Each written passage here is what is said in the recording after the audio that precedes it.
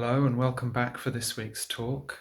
Once again, if you're able to support us during this time by clicking on one of the links to paint a Buddha tile, make a donation, or purchase booklets or iconography from the bookshop, that means a great deal to us because these are our only sources of income during this time. The majority of our income has disappeared overnight. So to help us keep producing these talks, to keep going until we can reopen and host retreats once again, please, if you can, click on one of the links to support us. Thank you very much and enjoy the talk.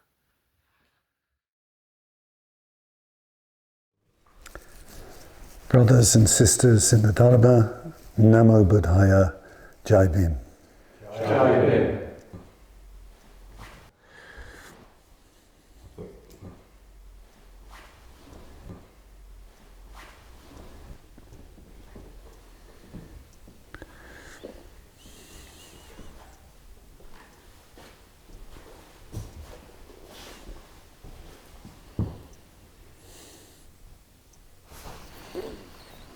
So welcome everybody once again to the Padmavajra Shrine Room.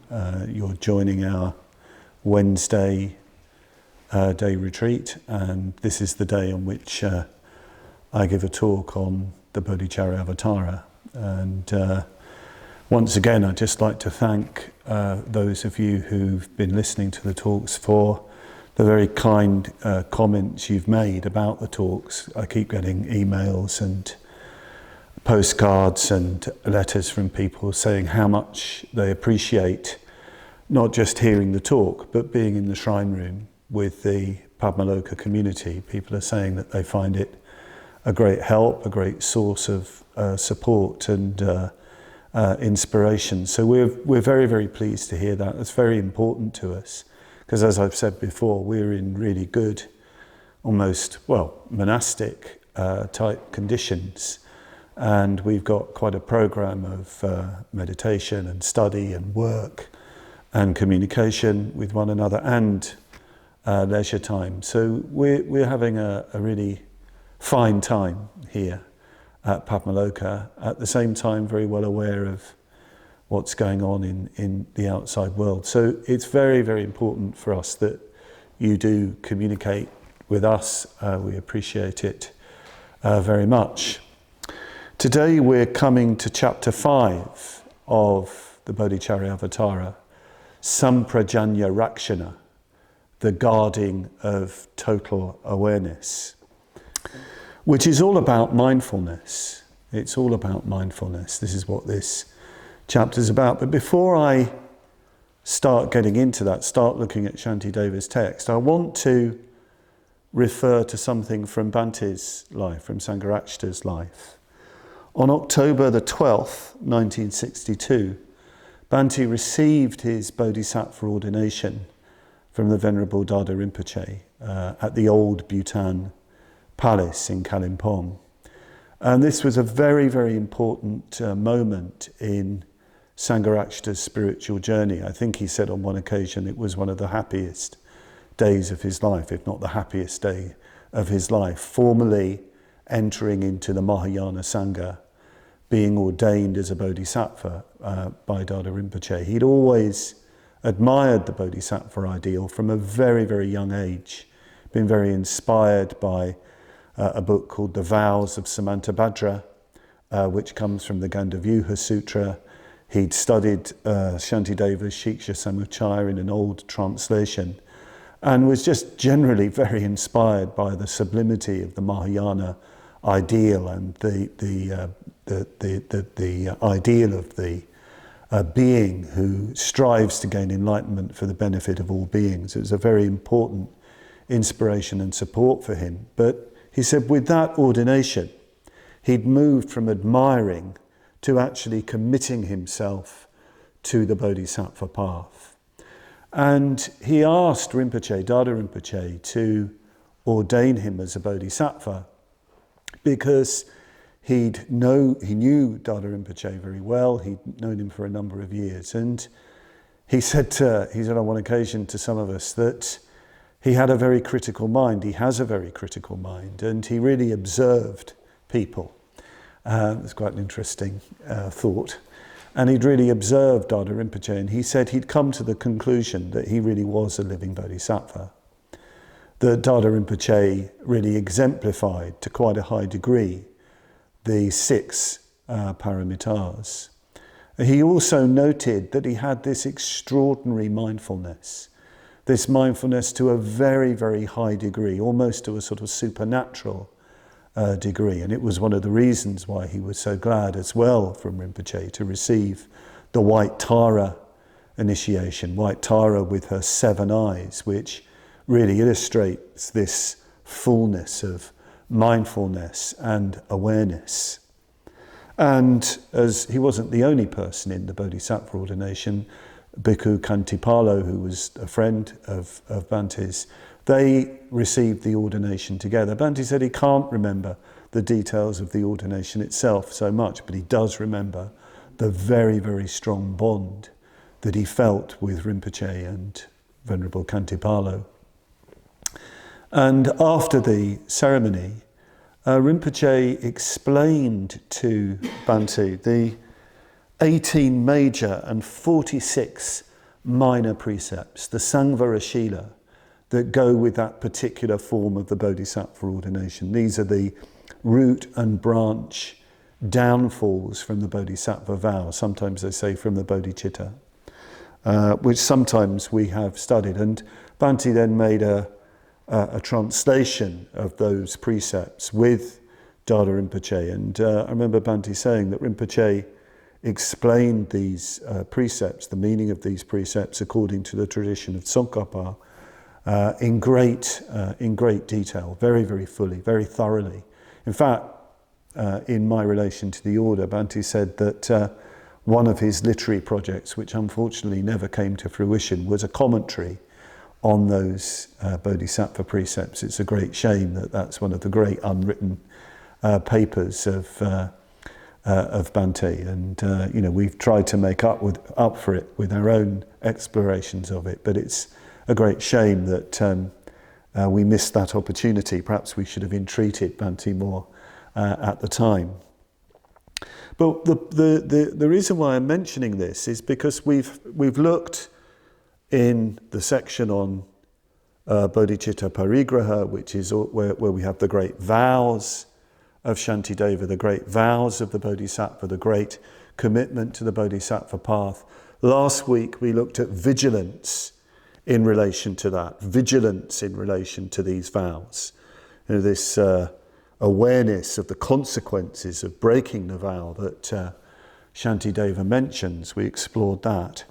Today, though, it's a bit of a different emphasis. What we're doing now, what Shantideva is doing now, is seeing how Bodhisattva practice comes into the everyday, into the specific, into the nitty-gritty of life, which is what those Bodhisattva precepts that Bhante received from Rinpoche are really all about. It's looking at the way in which someone committed to the Bodhisattva ideal, to the Bodhisattva vow, actually practices day to day. They're very specific.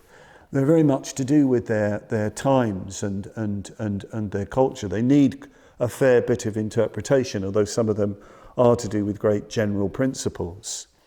So this is really the great concern of this section, but it all comes out of mindfulness.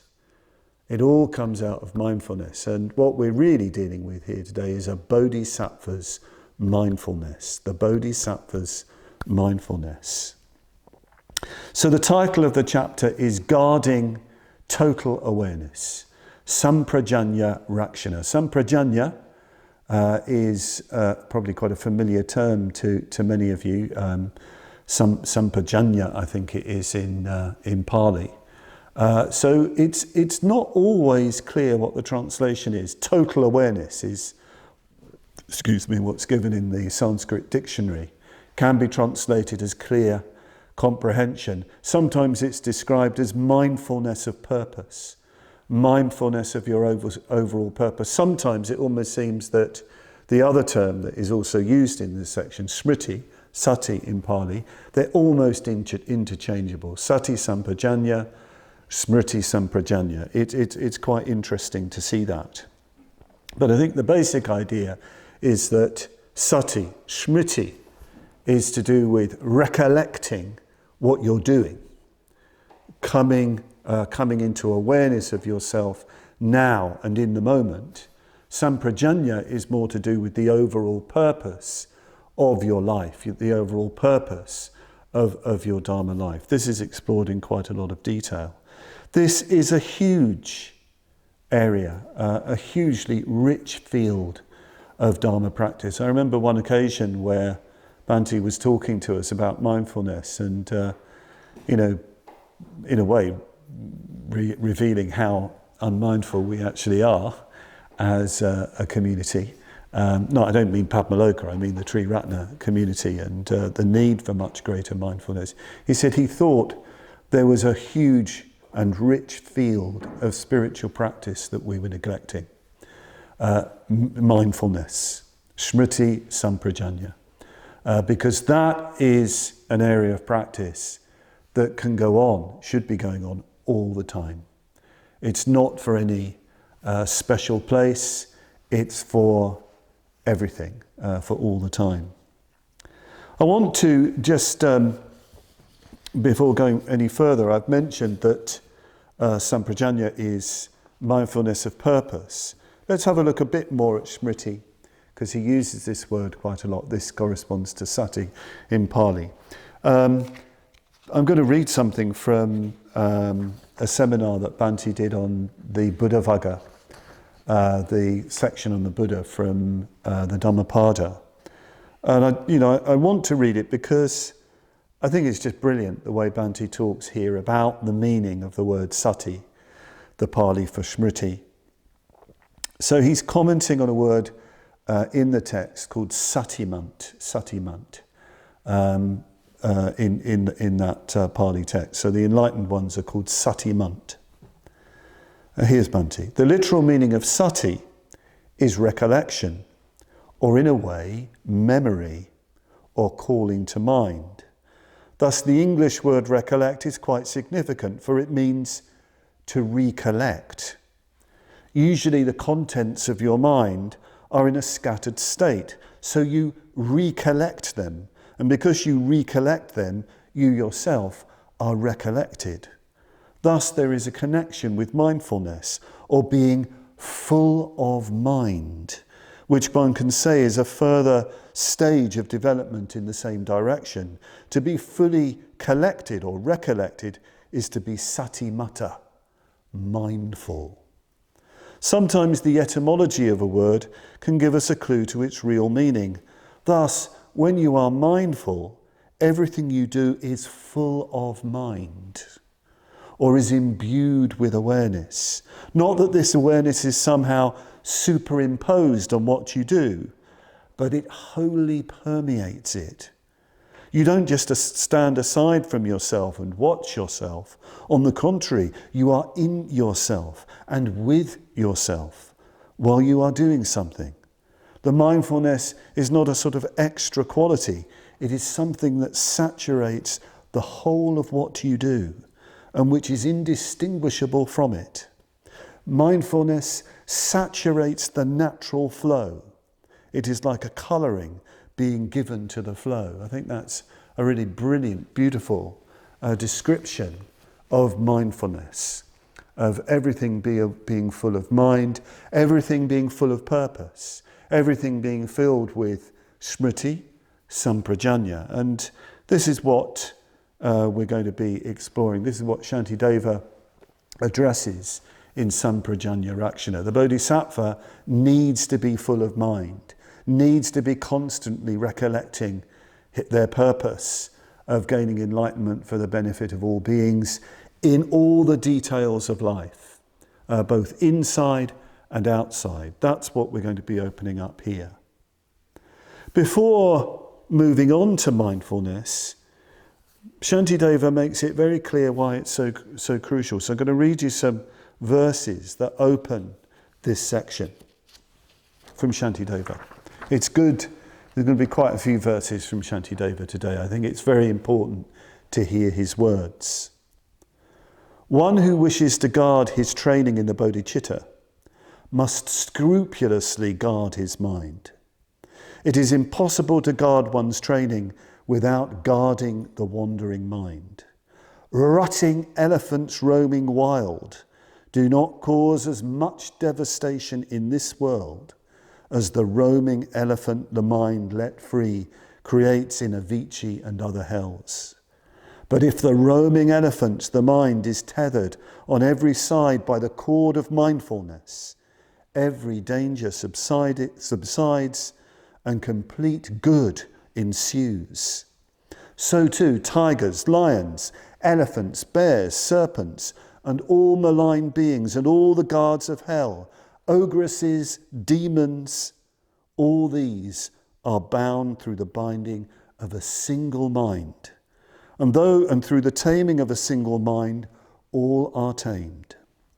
Since all fears and incomparable sufferings arise from the mind alone, so it was taught by the teacher of reality. Who fashioned the weapons in hell so industriously? Who the pavement of scalding iron? And who sired those sirens? All of this arises from the evil mind, sang the sage. So there is nothing dangerous in the three worlds other than the mind. So he really brings out, and it's a huge theme in this section, the centrality of the mind, the power of the mind, the power of citta. I was looking at Bhante's commentary on this section in The Endlessly Fascinating Cry, and he said a very interesting thing.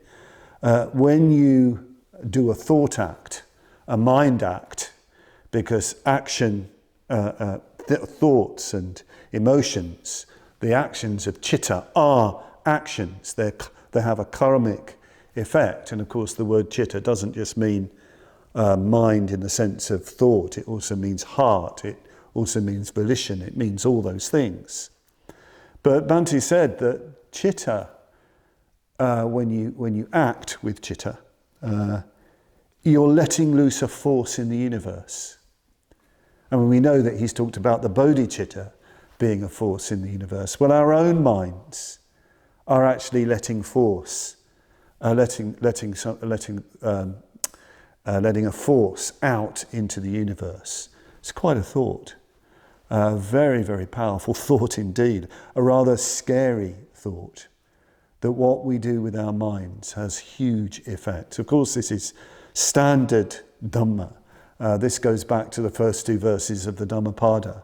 It's a great theme of the Dhammapada. There's a whole section on citta, the mind, and so on. But just to really bring home the power of the mind, Shantideva likens the untrained mind to a roaming, untamed, rutting elephant. Matamatanga, an elephant in must, as they call it in India, a randy elephant charging around. Apparently they're very, very frightening. I have read stories and accounts of crazed elephants, on the go, as it were, and they cause it tremendous devastation. Shantideva is saying this. I think his images and his metaphors are there it's very easy to skip over them. We've actually got to imagine that. He's trying to get us to feel that our mind is like that. Our mind has that power, that force.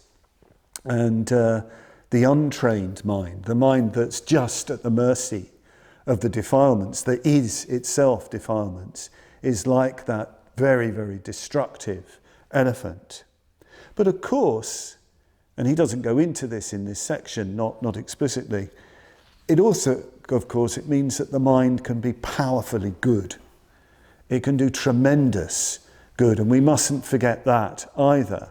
In a later section, in the section on virya, the Shantideva likens the Bodhisattva's pure energy, his virya, which all comes from the mind, from the citta, as being insatiable for its acts of goodness, He said it's like an elephant enraged by the heat of the midday sun plunging into cool water.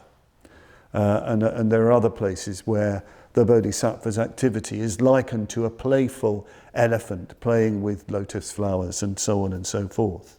So I think that's quite important that yes, he's emphasizing, Shantideva, how powerful the mind is and how destructive it can be. But there's another side that we must also remember, that we can do great acts of goodness with our mind. Everything stems from the mind. In this section, he says we train the mind through the cord, through the rope of mindfulness, smriti, sati. That's how we train the mind, constant mindfulness. Later on, Shantideva talks about tying the elephant of the mind to the stake of mindfulness. Just trying to get it under control, as it were, trying to direct it. There's another image. They like the images for the mind in Buddhist tradition to these very, very powerful creatures. I think it's Buddhaghosa in the Visuddhimagga, who describes the whole process of concentration, particularly in a practice like the mindfulness of breathing. He said it's just like training a bull, training a powerful young bull. First you've got to catch it, then you tie it to a stake. And of course what the bull will do, he'll want to pull it out of the ground. But after a while, he'll just start going round in a circle. And then eventually he'll just sit down because he knows he's not going to get away. That's what the process of concentration is like. And we know that, don't we? That when we do something like the mindfulness of breathing, our mind is here, it's there, it's pulling away very powerfully. We keep tying the mind to the mindfulness of the breath, and eventually it settles. All that power, all that energy is harnessed for whatever direction we want to go in. It's very interesting, quite topical, because in the field opposite Padmavajra at the moment, there's the great bull has arrived. I don't think he's going to be settling down too much because the field is full of cows, but never mind, he's certainly not going to go on the rampage in relation to Padmavajra. But anyway, it's good to have a good look at the bull and recognise, well, that's what our minds are like. Shantideva goes on and said it's the mind that perfects the paramitas of dana and shila. You would expect at this stage in the Bodhicaryavatara that that's what he'd deal with, those paramitas. But he doesn't do that. He wants to talk about what underlies the paramitas. So he says, if the perfection of generosity consists in making the universe free from poverty, how can the previous protectors have acquired it when the world is still poor even today? The perfection of generosity is said to result from the mental attitude of relinquishing all that one has to all people, together with the fruit of that act. Therefore, the perfection is the mental attitude itself. This could be misunderstood. This could be a rationalization for not actually giving stuff to people in need. And Shantideva doesn't mean it in that way. Andrew Skilton and Kate Crosby, in their commentary on this, wonder if what Shantideva has in mind is the very conventional practice of generosity that would have been around in Shantideva's day, which wasn't real giving, not coming out of the real spirit, the real attitude of generosity, but simply to do with, some idea of making merit. We're in a very different world ourselves. We do need to actually give in so many ways, but it must come out of the spirit of generosity, the spirit of giving up and giving away. We talked about this, we explored this last week, where in that verse where Shantideva says, Nirvana is the giving up of all, and my heart yearns for Nirvana. If I am to give up everything, then let me give it to beings. That's the sort of spirit behind the perfection of generosity. So the mind has got to be fully involved in this. The chitta, the heart, has to be fully involved. Then he says, where can fish and other creatures be taken where I might not kill them. Yet when the mental attitude to cease from worldly acts is achieved, that is agreed to be the perfection of morality. How many wicked people, as unending as the sky, can I kill? But when the mental attitude of anger is slain, slain is every enemy. So he's saying it's mindfulness. It's the trained mind that underpins ethics. This is very, very important in terms of the perfection of ethics. Later on in the text, Shantideva mentions the various ethical practices that the Bodhisattva undertakes. But the point is, if they're not accompanied with awareness and mindfulness, they become stupid in some cases, because you can end up doing things which actually don't really benefit people because you've got a narrow idea of morality. Awareness needs to be constantly practiced. We need to be constantly mindful in order to perform our ethical practice. He goes a bit further and just talks about practices. The all-knowing one declared that all recitation of mantras, and all austerity, and by this he means spiritual practice generally, even though performed over a long time, are completely useless if the mind is on something else or is dull. So if our mind is elsewhere, we can't do anything with our meditation. There won't be any fruits of meditation. If our mind is elsewhere when we're studying, there won't be any fruits of study. If our mind is elsewhere when we're reciting, there won't be any fruits from reciting. It's even said that when you listen to a Dharma talk, there is no value in it unless your mind is fully present. The great teachers make a lot of this, that if you're not fully present in a Dharma talk with your mind, the Dharma talk is valueless. What is heard, reflected upon, or cultivated in meditation, like water in a leaky jar, does not stay in the memory of a mind which lacks awareness. Many, though learned, possessing faith, and though absorbed in effort, are befouled by offences due to the fault of lacking awareness. He goes on like this, and really pointing out how fully present that we need to be in order to make the most of our Dharma lives. And at the end of one of these sections, he makes a strong vow. Therefore I should manage and guard my mind well. If I let go of the vow to guard my mind, what will become of my many other vows? Let my possessions freely perish, my honour, my body and life, and let other good things perish, but never the mind. Never the mind. A bit later on, he has a real critique of the body, which we'll come to. It's the mind, awareness, purpose, that we must not let go of. I make this salutation with my hands to those who wish to guard their mind. With all your effort, guard both mindfulness and full awareness.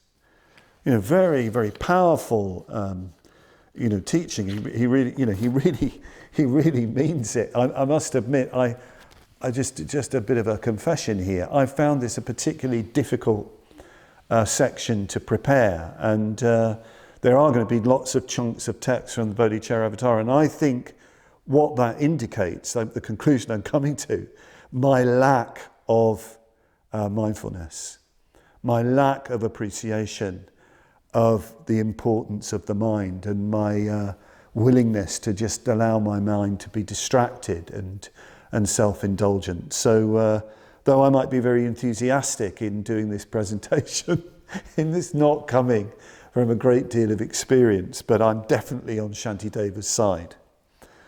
So I do want to put that little caveat in, because those of you who know me well know that I'm not a great exemplar of mindfulness. So the mind has great power. It has great potential for damage. It has great potential for good. It makes all practices, dana, shila, all of our meditation practices and studies effective. And it's highly sensitive. It's not only powerful like a great elephant, it's highly sensitive. Shantideva, I mean, his metaphors are fantastic. He talks about the mind being like a wound. It's so sensitive. A wound. I mean, it's almost like, I do sometimes wonder if he's trying to get us to, well, visualize your mind as a wound. It's not very attractive, but you know, the point he makes, you know, when you have a wound somewhere on your body, well, you're very, very careful what you do with it. You know, you don't want it to get infected, you don't want it to bang into anything. You know, you're really going to be protective of it. He says the mind is like that. You know, especially when defilements are there or potentially there. You might even think that you've removed the defilements. Well, the mind is still extraordinarily sensitive. And he says you really need to protect it.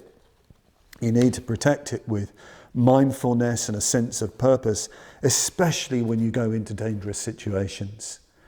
Especially when you're in bad company. Durjana, I think the word is. Durjana. Bad company, bad people, or people who you're likely to get very attracted to. Very, very dangerous situation. You've really got to protect your mind because it's so sensitive, and I think that's something to perhaps particularly bear in mind at the moment, where we're all in this kind of, well, many of us in almost this enforced retreat situation. We are going to be much more sensitive to what we take in. Everything is going to be more heightened, and we need to be aware of the impact of what we're taking in on our minds and take great care with it. I remember, just to illustrate this, I remember once a particular experience of Bhante, of Sangharakshita, who is an extraordinarily mindful person, presumably, I don't know, who knows where he is, an extraordinarily mindful person. And I'd come back from India in the early 80s, and I went to see him. He was staying at Sakkavati at the London Buddhist Centre in his flat there, and I went to see him, and he and a few others were going into central London. Bhante wanted to go and see one of his beloved bookshops down in central London, Tottenham Court Road, Charing Cross Road. And I said, oh yeah, I'd love to come. So I thought, great, we'll go with Bhante, have a chat. It's very interesting. As soon as we got out of the door of the LBC, Bhante was just extraordinarily focused. He moved very mindfully, but fast, down Roman Road to the tube station. There was no looking to left or right. There was no conversation. I was with, the other guides who were going, we were having a sort of chat, thinking that Bhante would join in. No, completely focused. Down the escalator, eyes not looking to left or right. And it's not that he wasn't aware of everything around him, but there was just this focus on the tube, focus. Up the escalator, down into Charing Cross Road, into the bookshop, focus. Total focus. I'm sort of looking at all the adverts and, probably all sorts of things I shouldn't have been looking at. Into the bookshop, total focus. It was only when we got into the cafe afterwards that he was chatty. We had a chat talking about the books that were bought, really warm, really expansive. As soon as we left the cafe to go back, mindfulness again. Total protection of awareness. Total protection of awareness. But at the same time, notice also how that changes in a different circumstance. When we're in the cafe having tea and coffee together, he's not attached to a mode of mindfulness. But I really had the sense of somebody really protecting their awareness, really making sure that the awareness wasn't in any way tired out by all the sort of sights and sounds of central London. It's very, very powerful. I'll never forget that. So this brings us, talking like this, talking about being with a teacher, to Shantideva's discussion of how to develop mindfulness. So here are some verses. Mindfulness comes easily to those fortunate people who practice wholeheartedly through the instruction of their preceptor, because they live with their teacher and out of fear. The Buddhas and Bodhisattvas have unobstructed vision in all directions. Every single thing is before them. Before them I stand. Meditating like this, one should remain possessed of shame, respect and fear. One should recollect the Buddhas in this way at every moment. Awareness comes, and once come does not go again if mindfulness remains at the door to the mind in order to guard it. So just go into this a little bit, this how to develop mindfulness. Well, first of all, how mindfulness comes easily. First of all, practice wholeheartedly. Practice wholeheartedly. If you want to be mindful, you need wholehearted practice. It goes back to that whole discussion of recollecting our scattered selves. If we really want to be mindful, we've got to gather ourselves.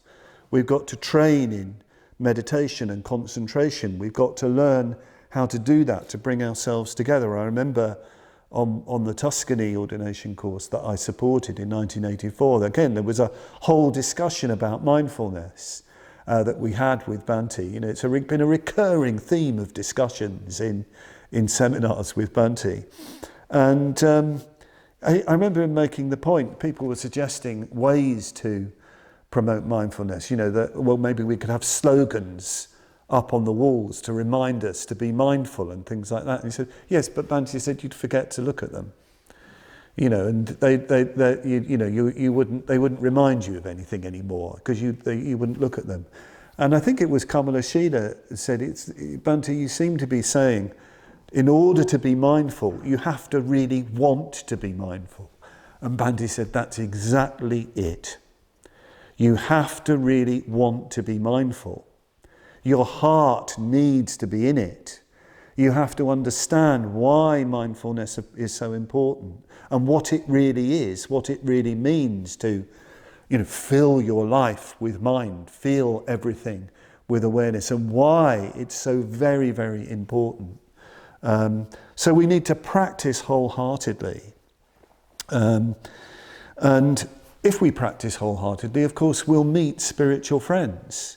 We will want to be with people who are more aware, who are more switched on, who are more mindful, more awake, more alert, who have more of a sense of purpose. We'll want to be around them. We'll even want to commit ourselves, to the Buddhist path. We'll want to go for refuge. We'll want to have a preceptor. So he talks, Shantideva, about, well, it comes easily if you have the instruction of the upadhyaya, the preceptor, the upadhyaya anushasinya. I think that's the Sanskrit. The precept of the Lama, this brings up from Atisha's Kadampa tradition, the precept of the preceptor, the particular instruction, the pith instruction, the essential instruction on how to apply mindfulness and awareness and your practice generally in your life, in the details of life. This is why it's so important to be with spiritual friends. So often, living with spiritual friends, living with Kalyana Mitras, living with, our fellows on the path, our brothers and sisters on the path, or getting together with them on retreat, or to the extent we can. We learn so much about how to apply the Dharma, how to apply mindfulness to the details of life. The precepts, the teachings are general. They're sort of general principles. We have to learn how to apply them moment by moment, and that comes through close communication with spiritual friends. So practice wholeheartedly. Listen to the instruction of the preceptor, and live, if you can, with your teacher. Live around somebody who's mindful. Live around people who are mindful in the broadest and deepest sense. I think when I say mindful, don't get the idea that mindfulness is just one kind of thing. like paying very close attention to how you eat a raisin or something like that, which I'm sure is a really wonderful and important thing. But that's only one aspect of mindfulness. Shantideva is describing a whole life, a life of total, all-pervading awareness, a total training. So be part of a mindful community in that sense. If you can live with them, great. Have as much contact with mindful people, aware people, alert people as you possibly can. People living wholeheartedly for the Dharma. Shantideva talks about fear here as well. He talks about fear and shame and blame and all these sorts of things. These are very positive emotions as far as he's concerned. He's not talking about fear in the sense of, cowing down before people. It means a sober awareness of consequences, of letting go of mindfulness. Shame, hri, apatrapya, shame in relation to the wise. These are highly positive, skillful states. This is what makes ethics possible. Ethics is a sensibility, an awareness. It's that burning that you feel when you go against your ideals, when you go against the Bodhisattva ideal, Bodhisattva vow, your commitment to that. One of the meanings of sati, smriti, is conscience. There's this sort of idea that somehow mindfulness is neutral. It's got nothing to do with skillful and unskillful. It's without any value judgment. Well, this is a complete slander of what the Buddhist tradition means by mindfulness. Mindfulness is intrinsically ethical. If you're mindful, it's impossible to be unethical. Mindfulness itself is imbued with conscience and ethical sensibility and awareness of others and your values. And he says, well, okay, if you can't live with spiritual friends and teachers, well, you can still practice mindfulness because the Buddhas and Bodhisattvas are everywhere. They're there, they're witnessing our spiritual practice. Shantideva really believes this. The Buddhas and Bodhisattvas are presences in his life. We're sitting in a shrine room full of images to remind us of the presence of the Buddhas and Bodhisattvas. So this is a tremendous way of practicing mindfulness, the practice of recollection of the Buddha, Buddhanusmriti, Buddhanusati, which goes right back to the time of the Buddha, just remembering the Buddha, remembering the Buddhas, remembering the Bodhisattvas in the Mahayana tradition. Of course, this is very inspirational. It's very important, I think, when we take up the practice of mindfulness, that we're genuinely inspired by the vision of mindfulness. It would be good to meditate on, when you're doing a recollection of the Buddha practice, well, imagine what it would be like to be with the mindfulness of the Buddha. The mindfulness of the Buddha, this field of recollection, this field of mind, of citta, and of presence that would be emanating from him. You get that impression in the Pali scriptures, that people would come into the field of the Buddha and they would become mindful. They would become mindful. This is what you're really doing in the recollection of the Buddha practice, the mindfulness of the Buddha practice. Your mindfulness of the Buddha is opening up to his transcendental mindfulness. The nearest I've come to the Buddha is, I'm not saying he's enlightened, is Bhante. And sometimes when I meditate, I bring Bhante to mind because I have meditated with Bhante, and I always have a sense of when I bring Bhante to mind of being with somebody who is really mindful, really still, really recollected, and bringing him to mind inspires me to be more mindful. So we can practice like this. Yes, it's wonderful. I know that we've got all the wonderful online facilities at the moment. That's great, and I'm glad people are meeting and listening to spiritual friends online. But don't forget your imagination. Don't forget the mental action of mindfulness, of bringing the Buddha, bringing the the Bodhisattvas to mind, even bringing your spiritual friends to mind in your homes, in your communities. Don't just rely on the electronic media, as wonderful though it is. Develop that muscle in yourself of recollecting the Buddhas and Bodhisattvas. That's so important that our own mind is saturated with the presence of the Buddhas and Bodhisattvas. I remember Bhante once saying that this is particularly perhaps for order members, and it's a way of talking about what he calls mindfulness of reality itself in his lecture on the dimensions of awareness.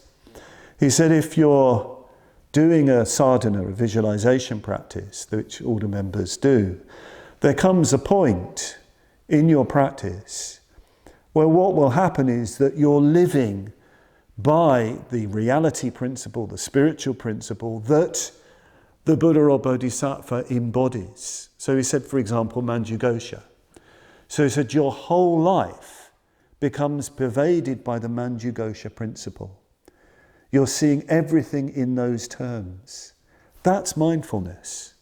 So mindfulness can also be this constant awareness of reality in this form, pervading everything that you do, so that when you then come to meditate, say on Manjughosha, he will emerge in whatever way he chooses, as it were. Buddhaghosa says one of the marks of recollection of the Buddha, successful meditation on the Buddha, is that your body becomes a shrine room. Your body becomes a shrine room, because all the time you're carrying the Buddha with you, inside you. Your body becomes, as it were, a temple, a shrine, a place of worship. So, of course, you're only going to act appropriately. You're not going to do anything that would be against the Buddha, that would be inappropriate. So there'll be constant mindfulness of all your actions and of all your behaviour. In the next section, Shantideva goes on to talk about mindfulness of the body and its movements. This is a sort of classical description of mindfulness of the body and its movements. This is a very important theme for Shantideva, as it is throughout the tradition, this constant sense of positive self-possession.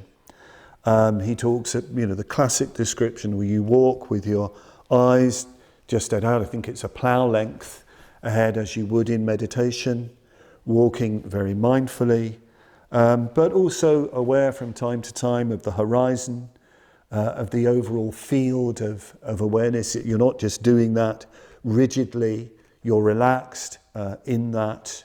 This is the way he talks. But this is a very important detail for me. If someone comes to you, you don't just carry on like that.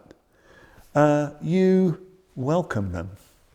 So if somebody comes towards you, you don't selfishly carry on with your mindfulness of the body and its movements. I think some people misunderstand the practice of mindfulness in among modern Western Buddhists, that you just sort of ignore everybody else. This isn't what Shantideva says. If somebody comes into your field of vision, you welcome them. Suswagatam is the Sanskrit word, a beautiful word. You give them friendly welcome. It might not need to be in words. If you're, say, on a silent retreat, it might not have to involve that at all, but there's just a warm expression to them. In other words, you're mindful of other people as much as you are of your body and its movements. But yes, there's this description of a constant awareness of the body and its posture, aware of how your body's sitting, whether it's standing, walking, lying down, and mindfulness of the whole scene. This is explored. And he talks about this in order to, because you have a responsibility, he says, to develop samadhi. As a bodhisattva, you're using mindfulness to develop samadhi, to develop full concentration and absorption. And of course, you're going to be doing samadhi, particularly in meditation. I think this is one of the reasons why Bhante has emphasized mindfulness so much in relation to meditation practice. On so many occasions, he said, well, people don't make progress in meditation because they're not mindful enough in daily life. There's too much of a disparity between what they're doing on the cushion and what they're doing in the rest of their life. Shantideva does give exceptions to this very self-possessive mindfulness, which sounds quite sort of slow and calm. He says if there's a danger arising to self and other, if there's a moment of sort of spiritual inspiration and elation, you let that go. You let that go. You respond to what is happening. Again, I think this is important because sometimes, you can see people thinking they're practicing mindfulness, being very still, very calm, but they're completely ignoring the reality around them. Well, Shantideva says, no, you respond. So don't let mindfulness become another version of self-centeredness. There's even a discussion here of putting aside a lesser precept for a higher precept. This comes in this section. That the Bodhisattva will, from time to time, if necessary, put aside a lower precept for a higher precept. You get that in the precepts that Dada Rinpoche gave to Bhante, that you're willing to break the lesser precepts for the higher precepts. And Bhante talked about his own experience of this in India. He was a pretty strict monk with his Vinaya, not eating after 12, not eating after midday, but sometimes spreading the Dharma in India, particularly among Dr. Ambedkar's followers. Lunch would be quite late, or the Dharma talk would be quite late in the day, and he was quite happy to let go of the not eating after 12 rule in order to teach the Dharma. Or perhaps more pertinently, more poignantly really, when he was a young monk, when he was first teaching with the so-called ex-untouchable Buddhists, he would often be touched by women, especially older women. And of course, a monk can't come into any physical contact with a woman. That's regarded as a downfall from his precepts. And Bhante thought about this quite deeply, and he thought, no, that wouldn't be good to observe that rule in relation to these women who want to touch his feet and make contact. It wouldn't be good because it would be perpetuating untouchability. That contact was very important for them. So he was happy to let go of that minor rule for the higher rule of compassion and connection. And I found that very touching, very moving to hear that. And we have to make sure, of course, that we don't rationalize this kind of idea, that you put aside a lower rule for a higher rule. But maybe there are areas where sometimes we have to do that. We have to put down certain things we, as it were, cherish, which we think are very important for a much higher, a much more important action. He talks in this section as well about doing everything with a heart fully involved in completing the task. Whatever you do, whatever it might be, you do it thoroughly, you do it well, you see it through to the end. This is part of mindfulness. If you're cooking, you do it well, you do it thoroughly. If you're washing up, you do it well, you do it thoroughly. If you're cleaning, you do it well, you do it thoroughly. If you're doing the books, I'm looking at you and our wonderful bookkeeper over there, you do it well, you do it thoroughly. All of the kind of work represented here in the room, it's all part of mindfulness, to see the job through to the end and to do it with full attention and full awareness, and do it with a good spirit, a good attitude, a good heart, and don't let the defilements come in. If you're not wholehearted, the defilements will come in and take you over.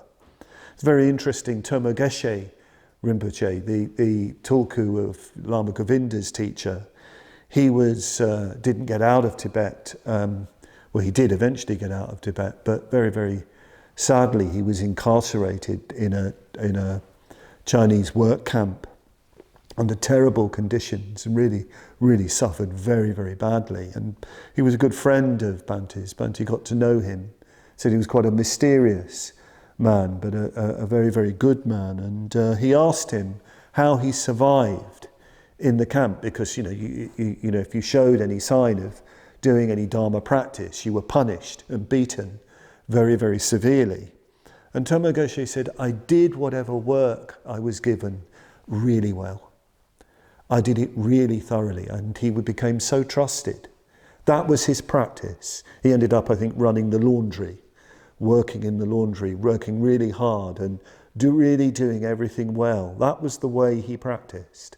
That was the way he practiced his Bodhisattva vow, with that quality of mindfulness and awareness. Shantideva does address the whole area of what I've called inhibiting reactivity. Inhibiting reactivity. And here we have that bizarre image that people often remember from the Bodhicaryavatara, becoming like a block of wood. So let's see what he's got to say about becoming like a block of wood. It doesn't sound very attractive, but I want to just address it, because I think he's actually making quite a good point, an important point, actually a very good point for me. When one wishes to move or speak, first one should examine one's own mind and then act appropriately with self-possession. When one notices that one's own mind is attracted or repelled, one should neither act nor speak, but remain like a block of wood. When the mind is inflated or derisive, full of arrogance and vanity, exceedingly jocose, evasive or deceiving, when seeming to advance oneself, it is only deprecating others, contemptuous and scornful, one should remain like a block of wood. My mind seeks acquisitions, reverence or renown, or again wants an audience and attention. Therefore I remain like a block of wood. My mind longs to hold forth. Good one for me. Averse to the good of others, seeking my own advantage, longing only for a congregation. Therefore I remain like a block of wood. It is intolerant, my mind, idle, cowardly, impudent, also foul-mouthed, yes, and biased in my own favour. Therefore I remain like a block of wood. It's actually really positive, being like a block of wood. I mean, all those states of mind he's described, I know them all, and I'm often in them, and it would be a jolly good thing if I could be more like a block of wood. A block of wood. Kashtavat, a wall of wood. A wall of wood, a block of wood. It's as if he's saying, look, just get a hold of yourself. Just hold in that thing you so desperately have to say. And if you don't say it, you're going to go mad. How many times have I said that thing which I thought, if I just say this, everything will be all right? And the mess that just radiates out into the room, and the horrible sort of shame that I feel in relation to that. Or worse still, that dreadful email. Those words that just come up on the screen where you're really sorting somebody out. If only they weren't said. If only I could have really been a block of wood at that keyboard and just didn't do anything rather than say those words. So I think he's seeing as something, this is something very positive, and you have to feel it as something positive, being like a block of wood. It's something powerful, actually. Perhaps even if you don't like the idea of a block of wood, because it's so insensate, maybe think of being like a great tree, like a great oak or an ent, for those of you who are into Lord of the Rings, who move very, very slowly and don't make decisions rashly. Just hold it in. Just hold it in. You won't do any damage to yourself. You won't do any harm to yourself if you hold it in. If you have to talk about that thing that could lead you into difficulty, go and speak to a close friend who will take it in the right way and objectify what's going on. But practice like a block of wood. He then goes on to give more of a positive vision of the mindfulness of the Bodhisattva and how the mindfulness leads to samadhi. Noticing in this way that his mind is defiled or engaged in a fruitless activity, the hero should always firmly curb it with the antidote to that condition. So it isn't just about being a block of wood. Also apply the antidote to that state. Block of wood is perhaps the beginning, but then you've got to develop the positive, develop the antidote to what's going on. Then he goes a bit further, a lovely description. Determined, full of serene confidence, steady, full of application and respect, with humility and timidity, calm, eager to help others, unwearied by the mutually conflicting desires of the spiritually immature, full of compassion, knowing that they are like this as a result of the arising of defilement.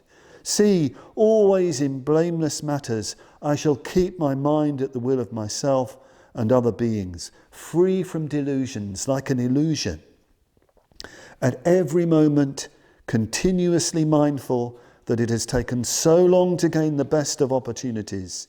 This is how I shall keep my mind, as unshakable as Mount Sumeru.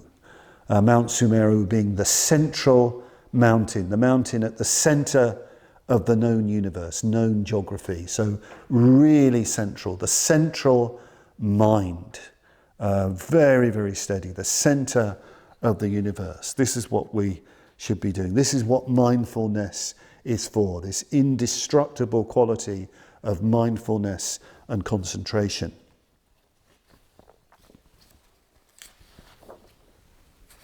He then talks about analytical meditation. I think Shantideva actually is describing mindfulness leading to shamatha, to calm abiding in meditation. And then he brings in analytical meditation that comes after shamatha. And there's a purpose for this particular meditation, this particular reflection. He takes the prajna shastra, the knife or the sword of wisdom, to reveal the composite nature of the body, its impermanence and insubstantiality. And he does it unsparingly. It's quite graphic. With the sword of wisdom, just open up your body. Just take it apart, crack open the bones, take out the intestines, lay it all bare, to discover that there's no essence to it. It's impermanent and insubstantial. I'm not suggesting you should do this at home, folks. It's a strong practice. We have a gentler but still a very powerful version of this in the six element meditation. But one of the things he wants to do in this, it's not just for its own sake. Shantideva's got a very sort of appreciative yet critical stance on the body. He said, look, this body, you can't rely on it. There's nothing to it in the end. In the end, it's food for jackals and other beasts in the cremation ground. Its only use is to benefit others because of the mind. It's the mind that's the really important thing. It's the bodhicitta that's the really important thing. Give the body what it needs, sure, but no more than that. He says things like, the body is like a labourer. You just give it enough wages so it can feed itself and clothe itself, but no more. No pampering, no overdoing it in different ways, because it's the mind that's really important. It's the mind that you should be developing.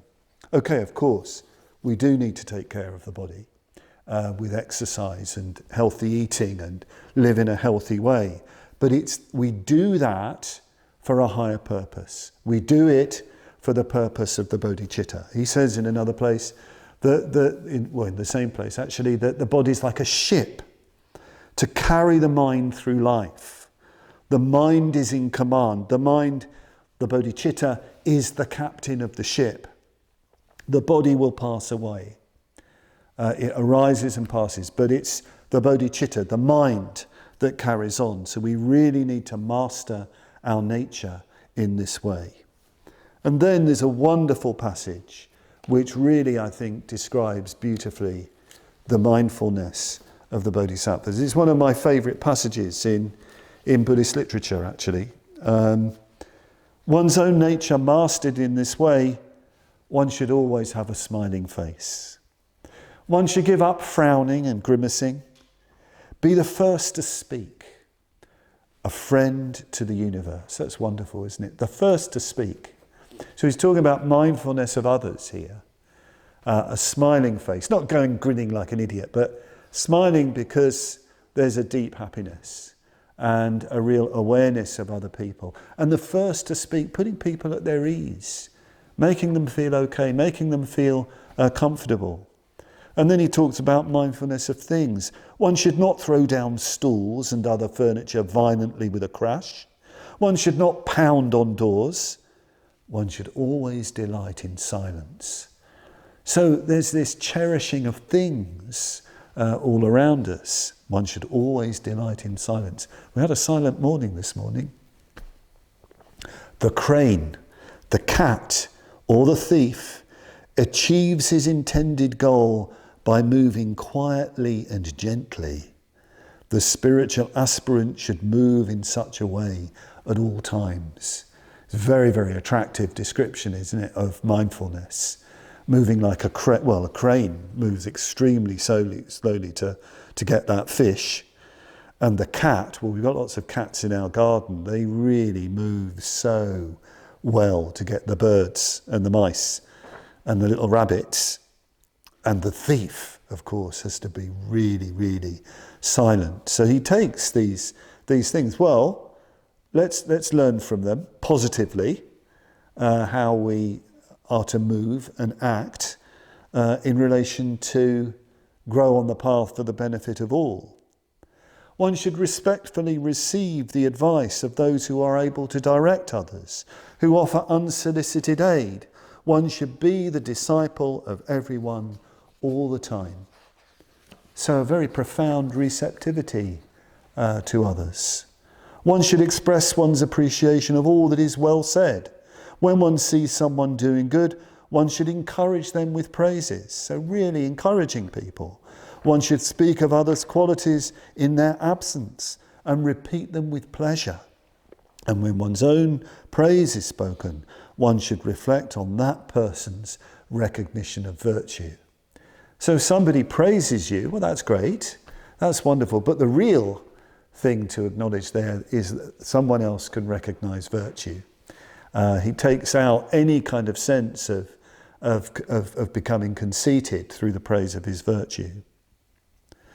One should speak confident, measured words, clear in meaning, delighting the mind, pleasing to the ear, soft and slow, and stemming from love. This is one of my very favourite verses in the Bodhicaryavatara. I'm even going to try and say the Sanskrit because the Sanskrit sounds so lovely. I won't be able to do it properly, but let's have a go. Vishvastavinyastappadam vispashtartam manoramam shruti saukyam kripamulang mruddu mandasvaram vade. Really lovely. One should speak confident, measured words, clear in meaning, delighting the mind, pleasing to the ear, soft and slow, and stemming from love. This is mindfulness. This is mindfulness of communication. He goes further. One should always look at people directly, as if drinking them in with the eye, thinking, depending on them alone, Buddhahood will be mine. This is such an amazing verse, really taking people in and realising that it's because of other people that you can become a Buddha. Because love, compassion, sympathetic joy, equanimity, tenderness towards others are intrinsic to enlightenment. Friendliness and friendship are intrinsic to Buddhahood. They're not add-ons. So other people are enabling you to become a Buddha. They're not just kind of things on the edge of consciousness. They're intrinsic to the path to Buddhahood. So really take them in. Really take them in. Really value them. One should be able and energetic at all times, acting on one's own initiative. In all actions, one should not leave any work to another. So this brings out the mindfulness that the Bodhisattva takes initiative, doesn't leave it to others passively, but really gets in there and takes it on. Really wonderful passage. Very, very beautiful indeed, I think, that description. And, when Bhante talked about Dada Rinpoche, he really sounded like that. He really sounded like somebody like that, who was really acting out Shantideva's teachings. He goes on further. We're coming now to the end of the talk and the end of this section. He talks about the ethics of a bodhisattva and the different precepts that a bodhisattva takes. There's quite a lot of discussion of the different precepts. There are Mahayana sutras. We tend to think of Mahayana sutras being very cosmic and symbolic, but there are many Mahayana sutras which describes the patterns of a bodhisattva's morality. It's very, very important, it seems, in the Mahayana tradition to sort of establish a code of ethics, rather like the code of ethics you find in pre-Mahayana Buddhism. Rather like that, really trying to, as it were, model a bodhisattva's behaviour. So Shantideva mentions all these. But he sums up, if you like, what it's really all about. One should consume in moderation and share with those in difficulty, the helpless, and those observing the vows. And apart from one's 3 robes, give away everything. That's what it all comes down to. So it's really the Bodhisattva monk's life he's describing, and the principle is living very, very simply for the benefit of others. He goes on to talk about the immeasurable conduct and training of the Bodhisattva. There's, as I say, all sorts of precepts. They're all expressions of mindfulness. And he also talks about a whole training. He says confession is very important to the mindfulness of a bodhisattva. He mentions the Triskanda Sutra, which was a very important sutra of confession to the 35 Buddhas of confession. He said you should practice it 3 times a day, at least, this ritual practice of confession. And I'm sure Shantideva would have also talked about the importance of actually confessing to spiritual friends the things that you've done. He recommends texts for study to get a sense of the Bodhisattva's conduct. He recommends his own Shiksha Samuccaya, the compendium of training or the compendium of discipline, which has his root verses, but lots and lots of quotations from different Mahayana sutras. He mentions another text by Nagarjuna called the Sutra Samuccaya, which I don't know if it actually is still extant, but it's a collection of different sutra extracts to describe the Bodhisattva ideal.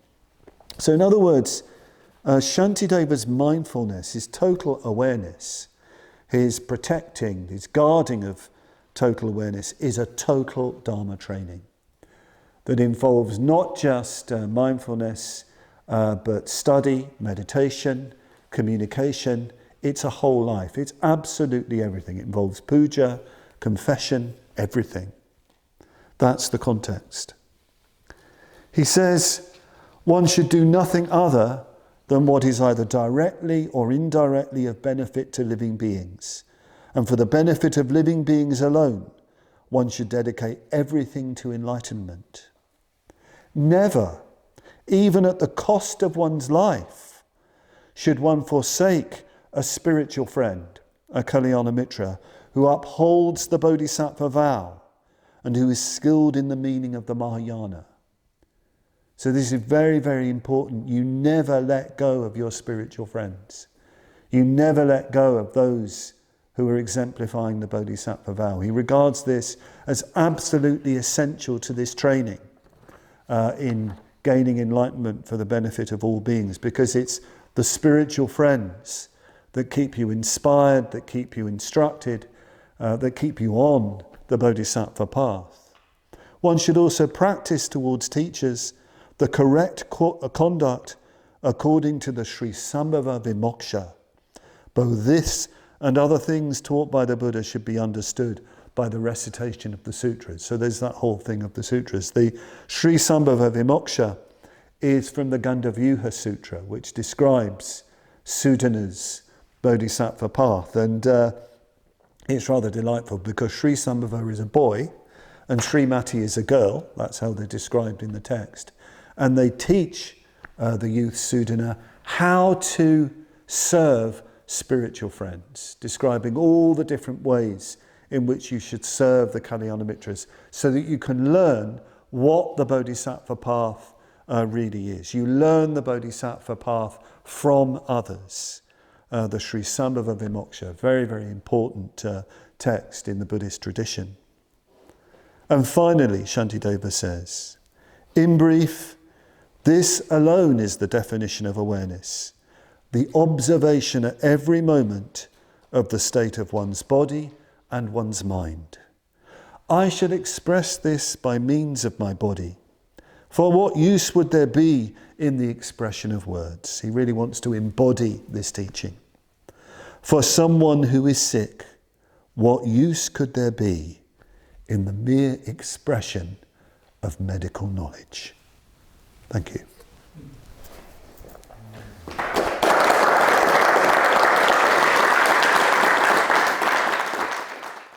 So thanks for watching the talk. We look forward to seeing you again next week for next week's talk. In the meantime, we wish you all the very best. And if you can, please do click on one of the links to support us. Thank you very much.